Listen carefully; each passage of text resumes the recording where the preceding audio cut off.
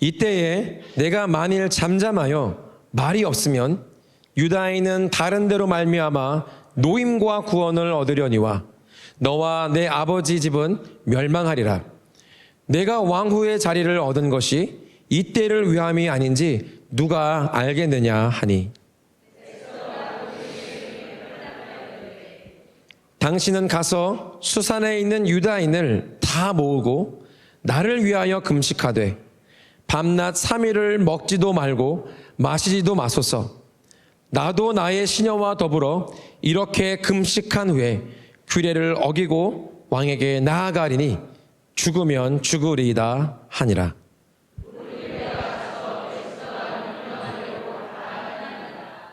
제3일에 에스더가 왕후의 예복을 입고 왕궁 안뜰 곧 어전 맞은편에 서니 왕이 어전에서 전문을 대하여 왕좌에 앉았다가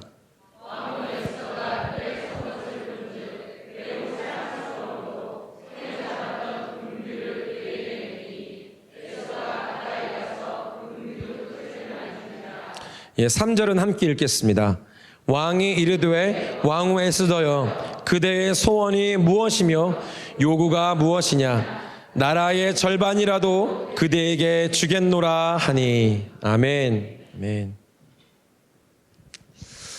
우리가 읽은 이 에스더서는요,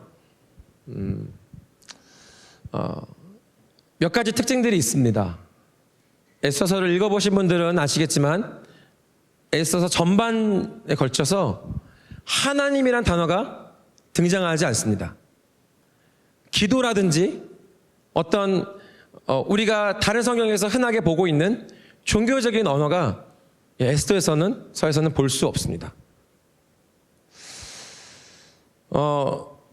그러나 이 에스더서는 성령님의 섭리 가운데 정경으로 채택된 하나님의 말씀입니다. 이 에스더서에서 표면적으로는 어떤 종교적인 언어가 드러나지 않을지라도 이 에스더서를 기록하신 성령님께서 그 스토리 이면에, 그 글자 이면에 어떻게 역사하시고 섭리하시는지를 볼 수 있는 아주 귀중한 책입니다. 그리고 특별히 이스라엘 사람들에게는 이 에스더서가 굉장히 중요한 책으로 여겨집니다. 이 에스더서의 그 후반부에 보면 이 불임절이 나오잖아요. 불임절. 이 불임절은 모세오경 율법에서 비롯된 그 절기는 아닐지라도 지금까지도 이스라엘 백성들이 지금까지도 지키고 있는 절기 중에 하나입니다. 왜냐하면 민족이 없어질 멸망의 위기에서 하나님께서 완전히 역사하셔서 구원을 받았기 때문입니다. 우리도요, 얼마 전에 지나간 8.15 광복을 굉장히 의미 있게 생각하지 않습니까? 우리 민족 가운데 억압당하고 그 국가의 권리를, 민족의 권리를 찬탈당했던 그 시절로부터 우리가 자유를 얻게 된 그 광복절을 굉장히 의미 있고 또 국가적인 행사 중에서 굉장히 주목해서 또 치르고 있죠. 그와 마찬가지로 이 에스더에서 기록된 이 불임절이 이스라엘 백성들에게 굉장히 사람들에게 중요한 절기 중에 하나입니다. 이 말씀의 배경이 되는 장소는 성경에서 바사와 메대라고 알려져 있는 페르시아 제국입니다. 이 당시에 가장 큰 제국을 이루었던 페르시아 제국의 그 왕국을 이루고 있던 시절, 약 BC 450년경에 다리오 대왕이라고 하는 정복자였던 다리오 대왕의 아들 아하수에로 왕의 시절의 이야기입니다. 아하수에로 왕은 우리가 역사책에 보면 크세르크세스 왕이라고 하는 그 이름을 가진 동일한 인물입니다.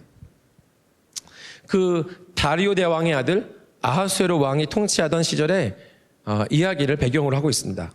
그리고 그 이스라엘 민족이 이방 땅에서 귀환하잖아요. 근데 아직 이방 땅에 남아 있는 유대인들, 특별히 페르시아 도성인 수산에 살고 있던 유대인들을 초점으로 해서 기록되어지는 이야기입니다. 여기 등장하는 에스더라고 하는 한 여인이 있습니다. 이 에스더는 부모가 없어요. 고아였습니다. 그래서 그의 사촌인 모르드게에게 길리워진 그러한 여인입니다. 하나님의 주권자신 하나님의 섭리에 의해서 에스더는 이 대제국 페르시아의 왕비로 등극을 하게 됩니다. 에스더서 앞쪽에 보면 아하수에로 왕이 자신의 처인 왕후 와스디를 아주 화려하고 자신의 위엄을 표현하는, 다 온 만국에 드러내는 아주 성대한 파티를 열었는데 국가적인 잔치 가운데 왕후 와스디를 자랑하고 싶어하는 이 아하수에로 왕의 마음에 왕후를 불렀는데, 그 자리에 왕후가 왕의 부름을 거절합니다. 그로 말미암아서 왕후 와스디는 폐위를 당하게 됩니다. 그 이후에 신하들의 요구로 말미암아서 새로운 왕비를 이제 선발하게 되는데, 그 가운데서 수많은 후보 가운데서 선발된 왕후가 바로 우리가 오늘 보고 있는 에스더라고 하는 여인입니다. 에스더가 왕후 자리에 있는 동안에 이 페르시아의 2인자가 갑자기 등장하게 됩니다. 그 사람의 이름은 아각 사람 하만이라고 하는 사람이에요. 이 하만이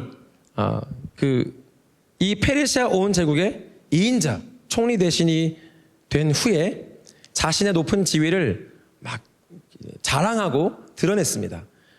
그런데 성문을 지키는 하급 관리 중에 한 명인 여기 에스더를 길렀던 사촌인 모르드게가 아각 사람 하만에게 인사하지 않고 절하지 않아요. 이로 말미암아 하만이 이 모르드게를 미워하게 됩니다. 근데 알고 보니까 모르드게가 유대인인 거예요. 이 하만이 어떤 민족이냐면, 여기 하만을 이야기할 때 아각 사람이라고 나옵니다. 아각은 아말렉 족속의 왕을 아각이라고 합니다. 이스라엘 민족이 출애굽을 하고 난 이후에 광야 가운데서 이스라엘 민족을 대적하고 하나님 앞에 대적했던, 싸웠던 그 민족이 아말렉 족속이었어요. 훗날 사울을 통해서 이 이스라엘 민족을 대적했던 아말렉을 진멸하라고 사울에게 말씀하십니다. 그런데 사울이 하나님의 명령에 순종하지 않습니다. 그 이후로 아말렉과 이스라엘은 계속해서 이 민족적인 원수지간이 되었어요. 아마도 모르드게가 하만을 향해서 절하지 않은 것도 이 민족적인 배경이 있었기 때문입니다.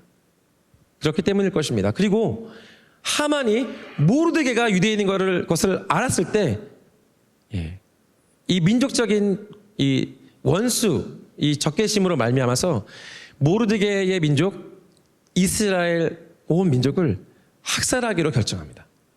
다 진멸하기로 계획하게 되는 것이 바로 하만인 것이죠. 그래서 이 페르시아의 왕의 법률, 결코 변개할 수 없는, 바꿀 수 없는 왕의 법률로 이스라엘 백성의 대학살을 시도합니다. 에스더서 3장 13절에 보면 이렇게 되어 있습니다. 12째 달 곧 아달월 13일 하루 동안에 이 법률로 정한 그 하루 동안에 모든 유다인을 젊은이, 늙은이, 어린이, 여인을 막론하고 죽이고 도륙하고 진멸하고 그 재산을 탈취하라 라고 하는 공문을 이제 왕의 법률로 이제 제정을 하고 온 이 페르시아 온 지방에 있는 지역에 다 그 공문을 전달합니다. 그 제국 안에 있는 모든 이스라엘 사람들은 이 한날에 다 죽임을 당하게 된 것이죠. 이스라엘 민족의 대학살이 진행되고 있는 것입니다. 우리가 잘 알고 있는 것처럼 2차 세계대전 때 어떤 일이 있었죠? 히틀러가 유대인들을 학살했습니다. 유대의 민족을 다 멸절하려고 했습니다. 그걸 우리가 홀로코스트라고 부르는데 그 배후에는요, 히틀러의 배후에는 적그리스도의 영이 있는 것입니다. 그리고 오늘 우리가 보고 있는 이 하만도 마찬가지입니다.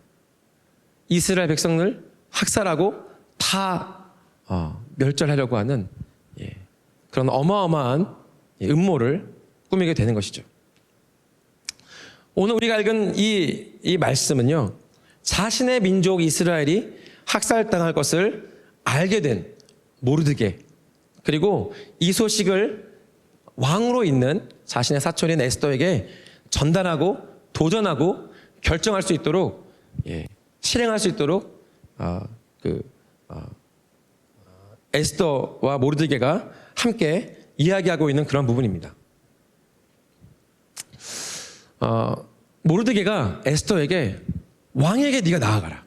네가 왕에게 나아가서 이 민족의 이 멸망당함을 바꿀 수 있도록 내가 왕에게 나아가라.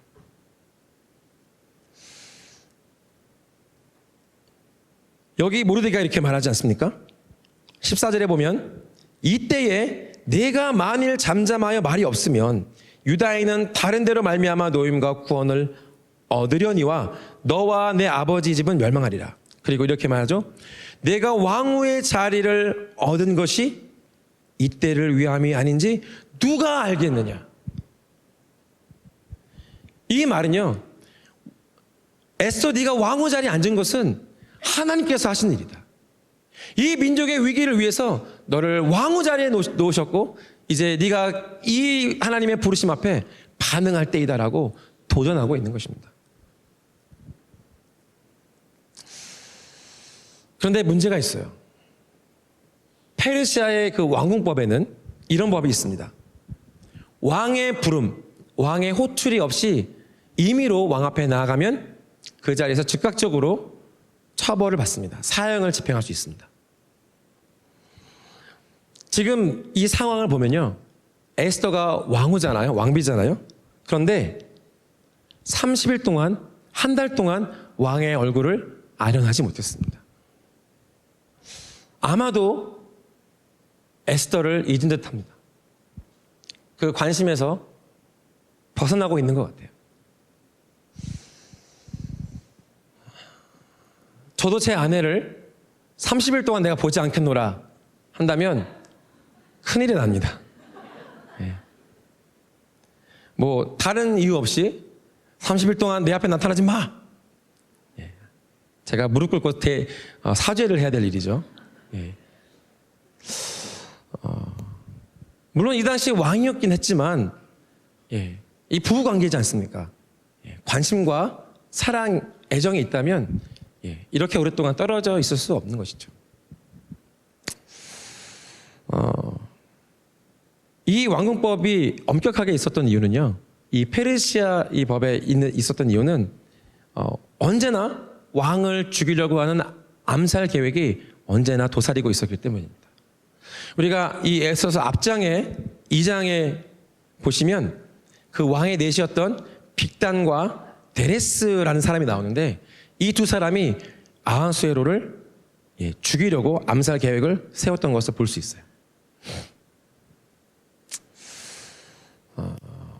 이 왕궁법이 에스더에게 장애가 됐습니다. 그럼에도 불구하고 이제 모르드게가 하나님의 감동 가운데서 에스더 네가 왕에게 나아가서 이 음모를 밝혀주어라. 그리고 우리 민족을 구원할 수 있도록 네가 나서 주어야 한다라고 말하고 있는 것이죠.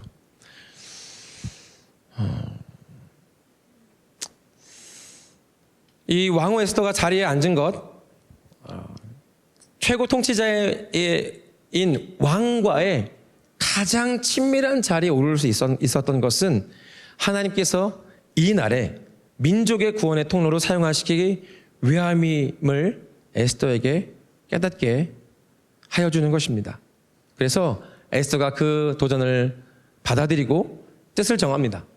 그리고 왕에게 나아가서 중재하기로 마음을 굳힙니다. 그런데 에스더가 그냥 결심한 것이 아니고 한 가지 요구를 하는데요. 이렇게 요구를 합니다. 자신과 자신의 권위 아래 있는 시녀들 포함해서 이 도성 수산에 있는 모든 유다인들은 3일 동안 먹지도 말고 마시지도 마소서. 나를 위해서 금식해 주소서라고 요구합니다. 이름하여 에스더 금식. 3일, 여기 3일이죠. 먹지도 아니하고 마시지도 아니하는, 물도 안 마시는 단식을 얘기합니다. 여기 계신 분 중에 혹시 먹지도 아니하고 마시지도 아니하는 단식 해보시면 계세요? 물도 안 마시는. 예. 아마 마음속으로는 있다고 이렇게 손 드셨을 것 같아요. 저 해봤습니다. 예. 할렐루야. 저 같은 사람도 3일 단식을 해봤습니다. 수년 전에, 10년 더 된 것 같은데, 나라의 위기와 어떤 어려움 가운데 어떤 하나님의 말씀이 어떤 분에게 주어졌고, 그분이 전국에서 많은 교회와 단체들을 모아서 같이 이 나라를 위해서 기도하자라고 이제 깃발을 들었어요. 그때 아주 처음 있었던 일인데, 그때가 에스더 구국 기도회라고 하는 것이 그때 막 처음 시작할 때 그때 일입니다. 지금처럼 그런 집회와 단체들로 생각하기 전에 처음에 우리가 어떤 하나님 앞에 기도하는 모임으로 갖자라고 하는 그 처음 있었던 아주 오래전 얘기인데, 그 당시에 그 기도회에 에스더 금식을 했습니다. 그래서 그 기도회에 참여하는 사람들이 하나님 앞에 먹지도 않고 마시지도 않는 그 단식을 했어요.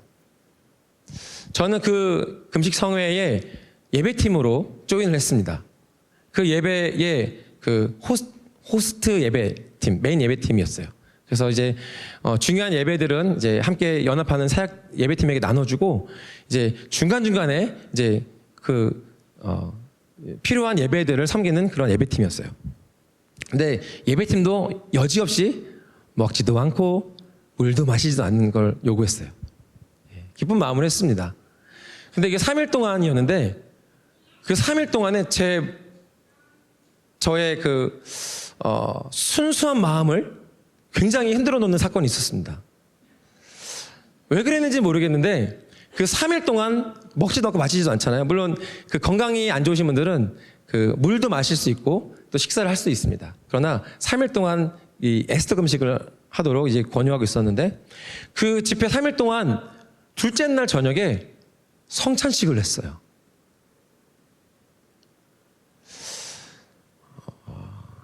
은혜롭게 시작했습니다. 왜 둘째 날에 성찬식을 했는지는 잘 모르겠지만 어쨌든 성찬식이 시작했어요. 그 기도회가 오살리에 있는 그 기도원, 오살리 구국기도원에 이제 했는데, 이제 이 중간중간에 한 사람은 빵을 들고 한 사람은 포도주를 이렇게 들고 있습니다.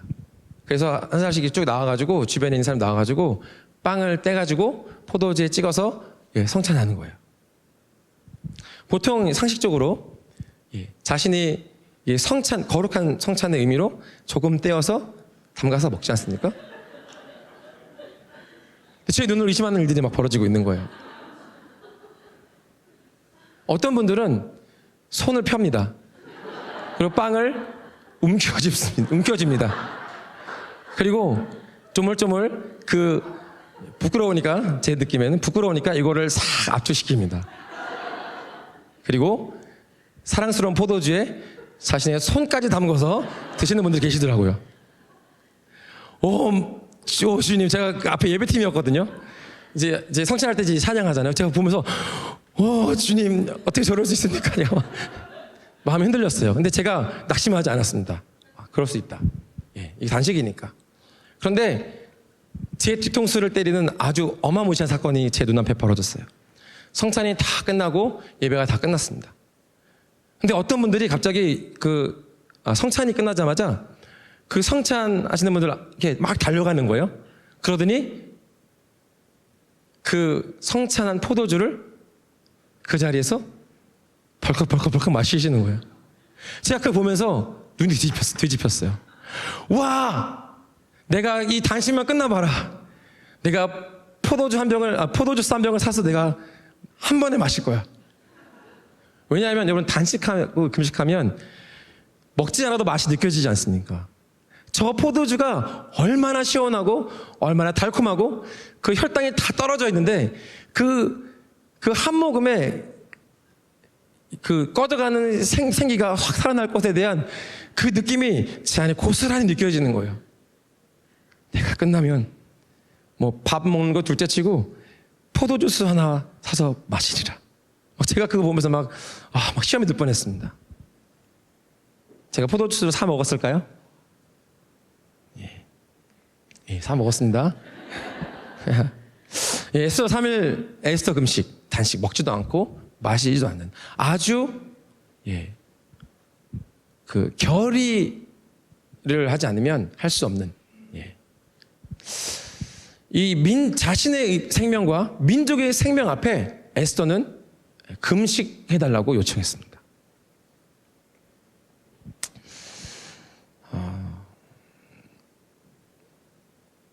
이 금식한다는 것은요, 그 일정 기간 동안의 음식을 먹지 않는 단순한 행위를 넘어서는 겁니다. 분명한 종교적인 의미를 담고 있어요. 그 고대의 모든 종교에서 이 금식의 행위를 발견할 수가 있습니다. 그 고대 이방 종교에서는요, 이 금식이 귀신들에 대한 두려움 혹은 신과 만나거나 교제를 준비하는 효과적인 방법이라고 여겼습니다. 이런 이유를 통해서 이 고대 그 신비 종교들에서는 그 초신자들의 입회 의식에 금식을 행했다라고 알려져 있습니다. 또 마술을 행할 때, 신탁을 받을 때 금식은 종종 그것을 성취하는 데 필요한 준비 과정으로 이제 여겨져서 그것을 행했어요. 근데 이스라엘에서 들어졌던 금식은 하나님과의 친교를 위해서 준비되고 드려졌습니다. 그 모세를 기억하시죠? 모세가 두 번째 돌판을 받을 때 하나님의 산에 올라가서 40일 동안 금식했던 것을 기억하실 것입니다. 다니엘도 환상을 보기 전에 금식했다라고 기록되어 있습니다. 큰 근심으로 인해서 괴로움을 당할 때 개인적으로 또 금식하기도 했고요. 전쟁이나 어떤 멸망의 위험이 임했을 때, 여기 우리가 에스더서에서 보는 것처럼 그러한 위험 가운데 있을 때 금식했습니다. 메뚜기 재앙 때에도 그것을 위해서 금식했고, 또 포로지에서 돌아왔을 때, 민족적인 속죄제를 행할 때, 그리고 죽은 자를 애도할 때 이 금식의 행위를 했습니다. 개인적으로도 했고 이스라엘 백성들 가운데 국가적으로도 행했던 것이 바로 이 금식입니다. 그래서 이 금식에는요, 보통 기도가 수반되어져 있다라고 봅니다.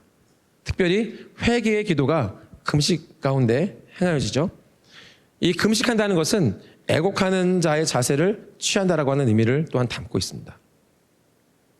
그래서 아마도 이 에스더와 수산성에 있는 이스라엘 사람들은 3일 동안 먹지도 않고 마시지도 않는 이 금식하는 동안에, 여기 그렇게 기록되지 않았지만 택하신 그들을 버리지 아니하시고 구원하여 주실 여호와 하나님을 향하여서 온 마음과 온 힘을 다해서 부르짖어 간구했을 것이 틀림없습니다. 에스더가 왕에게 은총을 입느냐 그렇지 않느냐가 민족의 생명에, 민족의 구원에 달려 있는 것을 알고 있었기 때문에 왕을 두려워하는 마음으로 인해서 금식과 기도를 에스더가 행했습니다. 그런데 이러한 두려움마저도 하나님께서는 적절하게 사용하셨습니다. 이러한 두려움을 통해서 기도하게 되었고 믿음으로 나아가게 됐고 이를 통한 하나님의 역사를 이제 이루시게 되는 것을 보게 되기 때문입니다. 에스더가 3일 금식한 후에 이제 정한 날이 되었습니다. 이제 에스더가 담담하게 왕후의 예복을 차려입습니다. 그리고 그 왕이 있는 그 어전까지 왕의 은총과 애정을 기대하는 믿음 가운데 이제 왕 앞에 서게 됩니다. 이 말씀을 근거로 해서 한번 생각해 보십시다.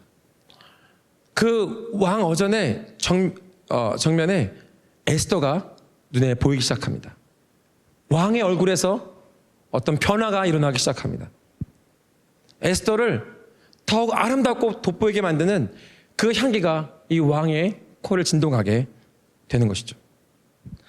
한 달 동안 이 왕비를 보지 못했지만 왕이 기억하고 있는 그 이전의 모습보다 훨씬 더 사랑스럽고 아름다운 모습으로 왕은 보게 된 것입니다. 하나님의 은총이 그 순간 역사하신 것이죠. 하나님의 은총이 임하셔가지고 방금 전까지 왕이 무엇을 했는지조차 기억나지 않을 정도로 모든 오감을 왕후 에스더에게 빼앗겨버린 것처럼 묘사되어 있습니다. 할렐루야. 2절, 3절 제가 한번 다시 한번 읽어보겠습니다. 왕후 에스더가 뜰에 선 것을 본즉 매우 사랑스러움으로 손에 잡았던 금규를 그에게 내미니 에스더가 가까이 가서 금규 끝을 만진지라. 왕이 이르되 왕후 에스더여 그대의 소원이 무엇이며 요구가 무엇이냐? 나라의 절반이라도 그대에게 주겠노라 하니. 제가 볼 땐 이것은 절대로 상투적인 어떤 어법에 의해서 나오는 말이 아니고 이 왕의 마음을 그대로 다 표현한 그 반응이라고 하는 것을 느낄 수 있습니다. 이제 에스더가요, 하나님의 섭리 가운데서 그 강력한 왕국이었던 페르시아 그 땅에서 가장 강력한 자리, 즉 왕의 마음 안으로 초청되어 들어가는 순간입니다. 조금 완전히 다른 질문을 하나 드리고 싶어요. 사람의 육체를 구성하고 있는 가장 작은 기본 단위는 세포입니다. 그림 하나 띄워주시겠어요? 이게 사람의 세포인데 그렇다면 사람을 구성하고 있는 이 세포는 과연 몇 개일까요?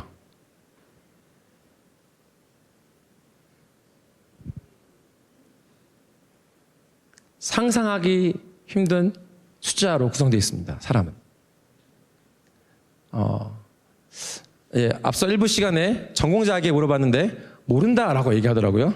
그래서 우리도 보다 모르는 걸로 제가 알려드리겠습니다.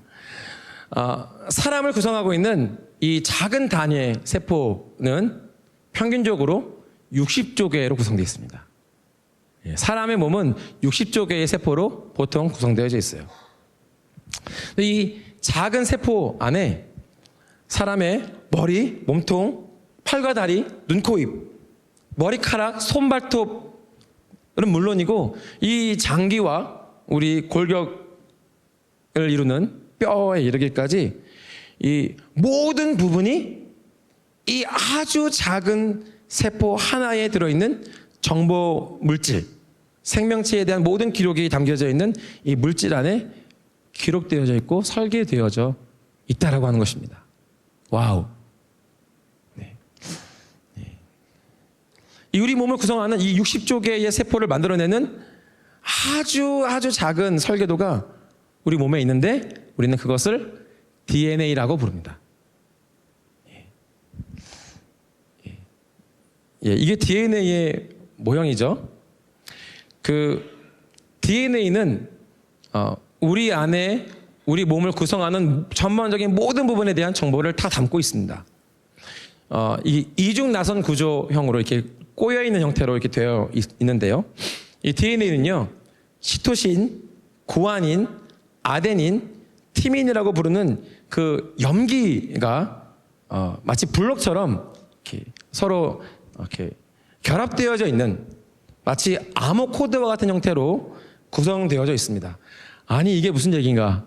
갑자기 에스더 얘기하다가 갑자기 과학 시간인가? 네. 이 암호 코드가 이 몸에 있는 우리 몸을 구성하는 아미노산을 형성해내는데 사용이 됩니다. 그리고 그 아미노산들이 결합해서 합성해서 우리 몸을 이루는 각종 단백질로 만들어지게 되는 것이죠. 저기 보는 세포액이 있는데 세포액의 크기가 1마이크로미터라고 합니다. 전 모르겠어요. 1마이크로미터가 얼마인지.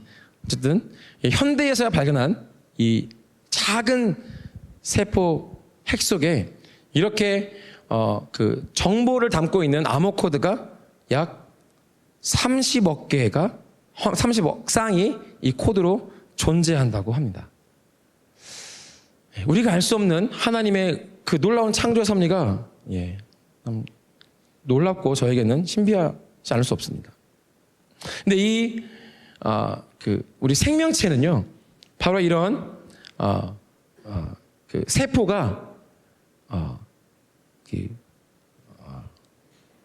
분열하면서 사람이 키도 자라고 머리카락도 자라고 배도 나오고 그렇게 되는 것입니다.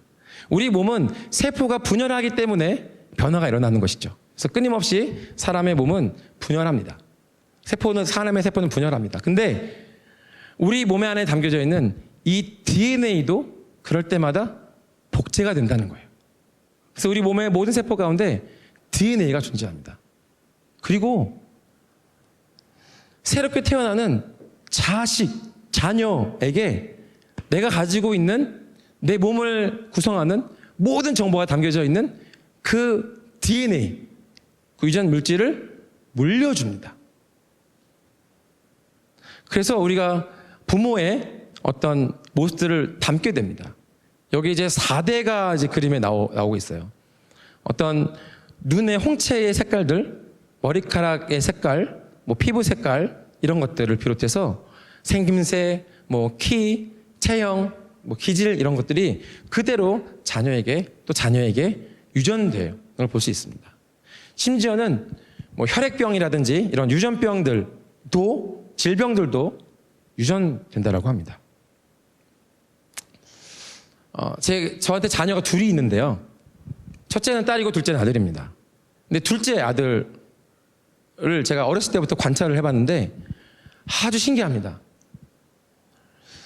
아주 아기 때부터 그 짧은 다리로 항상 앉을 때마다 다리를 꼬고 앉아요. 어떻게 저 다리를 꼬을 수 있지라고 생각할 만큼 그 다리가 짧은데 항상 다리를 꼬고 있습니다. 제가 그걸 보면서 무릎을 탁 칩니다. 왜냐하면 제가 항상 다리를 꼬고 있거든요. 어느 순간 정신을 딱 차려보면 다리가 꼬여 있어요. 저도 모르게 꼽니다. 그런데 제가 그거를 제 아들에게 가르쳐 줬을까요? 너 다리 꼬우면 진짜 편해. 다리 꼬아서 있어봐. 가르쳐 주지 않았어요. 그런데 기가 막히게 저랑 아주 비슷하게 생긴 이 녀석이 제가 가지고 있는 습관조차 닮아 있는 겁니다. 참 뭐랄까 기쁘기도 하고 무섭기도 하고 그렇습니다. 오만감이 교체하더라고요. 이 DNA 안에 생물학적인 정보를 통해서 외형적인 것만 담겨져 있지 않고 그 사람에게 있는 과학적으로 증명된 건 아닙니다. 제가 볼 때 모습만 닮은 게 아니고 습관이라든지 어떤 습성이라든지 그 사람만이 가지고 있는 어떤 기질적인 어떤 부분도 이 DNA 안에 들어있는 게 아닌가, 들어있다고 생각합니다. 저는. 누가 과학적으로 아시는 분 저에게 설명 좀 해주십시오. 자식은 부모를 닮아요. 어쩔 수 없죠. 어머니의 DNA와 아버지의 DNA를 5대5로 갖고 있기 때문에 그렇습니다. 그런데 외형적인 것뿐만 아니라 어떤 그것을 넘어서는 어떤 무언가도 DNA 가운데 있는 게 아닌가 그렇게 생각이 들 때가 종종 있어요. 진짜 기가 막히게 닮습니다. 이 생물학적인 DNA의 복제를 통해서 부모는 자신을 닮은 또 다른 존재를 생산합니다. 그래서 한 사람 속의 몸속에는, 우리 자신의 몸속에는 아버지와 어머니의 유전자가 고스란히 담겨져 있어요. 사람이 생물학적인 DNA를 받아서 존재하게 되는 것처럼 제가 믿기로는 제 믿음 안에서 생물학적인 DNA를 받는 것뿐만 아니라 영적인 부모로부터도 영적인 DNA를 물려받는다라고 저는 믿습니다. 하나님을 공경하는 자, 하나님을 영화롭게 하는 자라고 하는 뜻을 가진 디모데가 있습니다. 디모데는 바울의 2차 선교 여행 때 함께 사역자로 동역된 루스드라 출신의 교회 지도자입니다. 아마도 바울이 제일 처음에 1차 선교 여행을 했을 때 그때 복음을 듣고 회심한 것으로 알려져 있습니다. 디모데의 아버지는 헬라인이고 어머니는 유닉의 외할머니는 로이스라고 하는 유대인이에요. 그들을 통해서 신앙을 배웠다고 기록하고 있습니다. 디모데후서 1장 사도 바울이 디모데에게 이렇게 말씀합니다. 내가 밤낮 간구하는 가운데 쉬지 않고 너를 생각하여 청결한 양심으로 조상적부터 섬겨오는 하나님께 감사하고 내 눈물을 생각하여 너 보기를 원함은 내 기쁨이 가득하게 하려 함이니 이는 내 속에 거짓이 없는 믿음이 있음을 생각함이라. 이 믿음은 먼저 내 외조모 로이스와 내 어머니 유니게 속에 있더니 내 속에도 있는 줄을 확신하노라. 그의 외조모와 어머니로부터 이 믿음의 유산을 받았다라고 이야기하고 있습니다. 그런데 사도 바울을 통해서 수많은 사람들이 복음을 받아들이고 회심하고 바울의 믿음을 통해서 믿음의 아들들이 있었죠. 수많은 사람들이 있었습니다. 그런데 이 디모데를 향한 사도 바울의 어떤 마음은 조금 달랐습니다. 사도 바울은 디모데를 내가 믿음으로 낳은 영적인 아들이라고 불렀어요. 참 아들이라고 이야기합니다. 참 아들. 그냥 아들 아니고. 디모데전서 1장 1절과 2절 우리 같이 함께 읽어보도록 하겠습니다. 시작. 우리 구주 하나님과 우리의 소망이신 그리스도 예수의 명령을 따라 그리스도 예수의 사도된 바울은 믿음 안에서 참 아들 된 디모데에게 편지하노니 하나님 아버지와 그리스도 예수 우리 주께로부터 은혜와 긍휼과 평강이 내게 있을지어다. 아멘.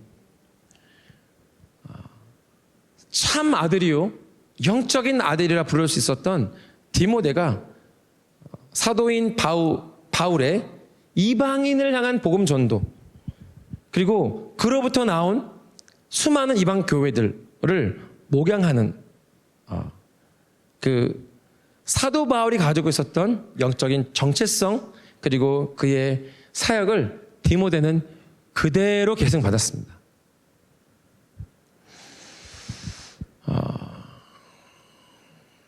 그 영적인 아버지인 사도 바울은 자신이 하나님의 종으로서 사역자로서 자신이 어떠한 길을 가고 있는지를 디모데에게 설명하고 전수해 주기를 원했어요. 그리고 그것을 디모데는 받았습니다. 영적인 유산이 사도 바울로부터 디모데에게 부어졌음을 우리는 발견할 수 있는 것입니다. 이 영적인 DNA가, 영적인 유산이 있다라고 하는 것입니다. 그런 관점에서도요, 교회도 마찬가지입니다. 교회는요, 예수 그리스도의 영적인 DNA를 가지고 있습니다. 왜냐하면 교회는요, 오순절날 예수 그리스도의 영이신 성령님께서 강림하심으로부터 태어났기 때문입니다. 교회는 예수 그리스도의 말씀과 명령을 지키며 그 실제를 계승하고 있는, 그리고 그것을 복지하고 있는 존재라고 말할 수 있습니다. 사도 바울은 교회를 향해서 그리스도를 머리로 한 그의 몸이라고 또한 소개하고 있습니다.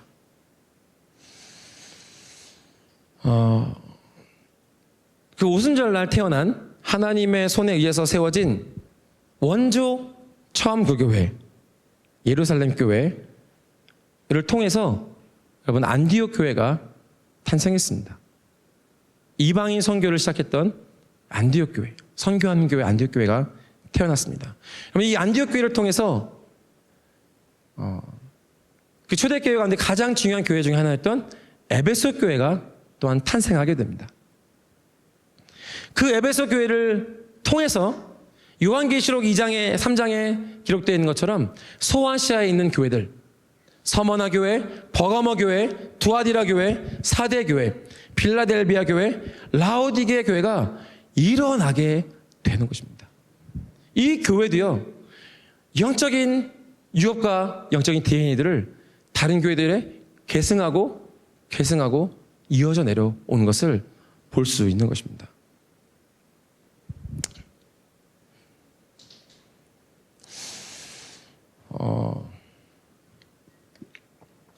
그렇다면 여러분, 우리 교회는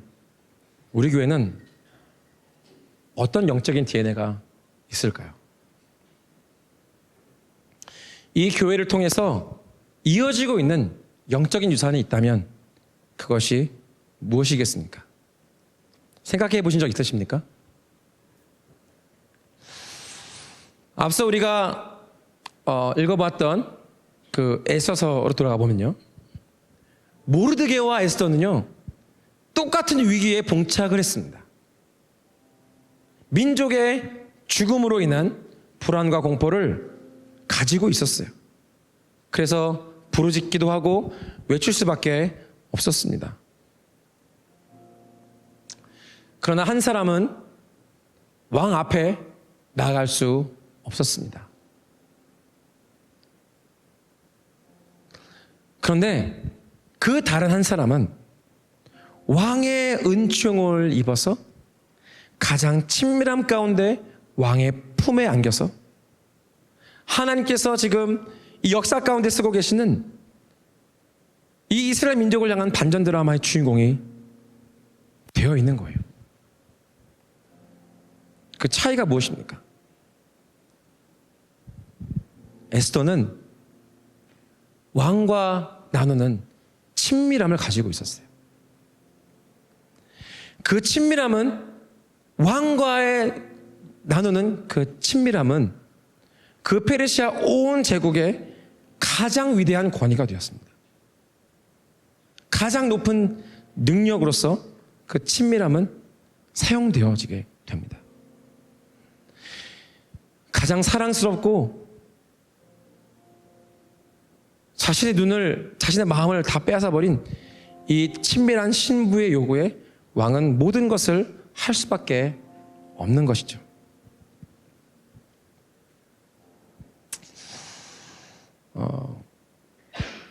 여러분, 다른 교회들도 마찬가지지만 그러나 특별히 우리 처음 그 교회는요, 하나님을 향한 예배와 기도에 에너지와 힘을 쏟고 있는 교회입니다. 우리 이 장소가 있잖아요.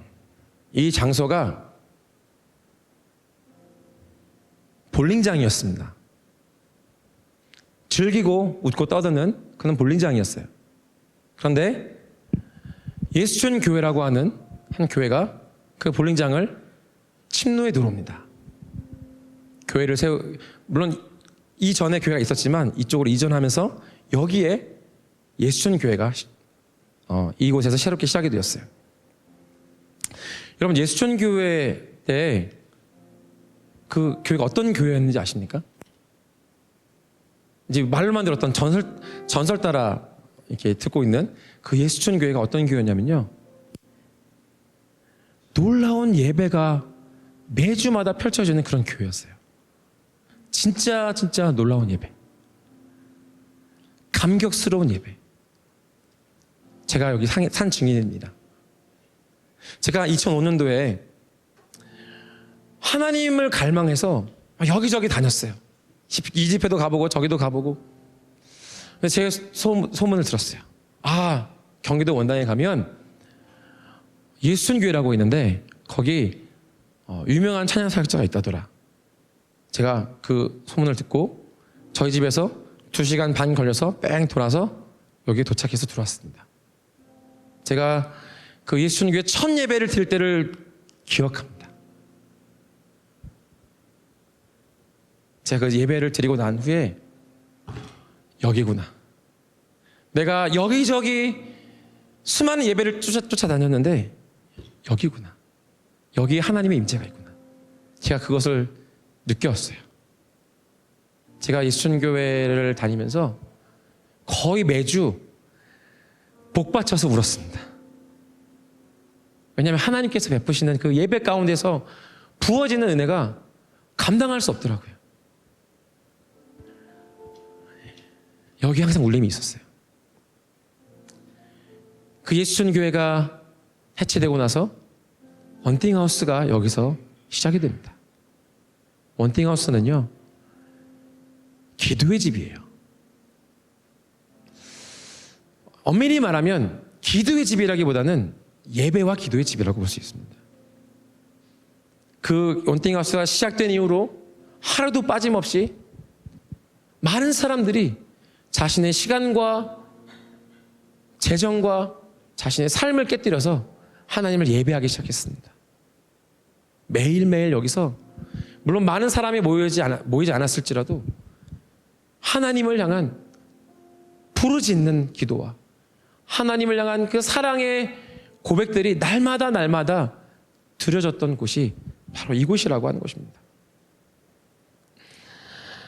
그리고 교회가 다시 세워지고 우리가 함께 모이고 있는 처음 그 교회가 여기 존재합니다. 이 교회가 모양과 형태와 사역의 구조가 변형되어져 왔지만, 변천사가 있지만, 그러나 눈에 보이지 않는 한결같은 것이 있다면 그것은 이곳에서 드려졌던 예배의 유산이 여기 있는 거예요. 사역의 외형이 다르고 멤버십도 바뀌었습니다. 그러나 그 영적인 DNA가 여전히 멈추지 않고 이곳에서 우리 가운데 활동하고 있음을 절대로 간과해서는 안 됩니다. 여러분, 예배와 기도에도요, 깊이라는 것이 있습니다. 깊이. 마치 겉에서 보기에는 똑같은 강물처럼 보이지만, 똑같은 강줄기로 보이지만, 수심이 더 깊은 지대가 있는 것이에요. 그것처럼 영적인 수심이 분명히 존재합니다.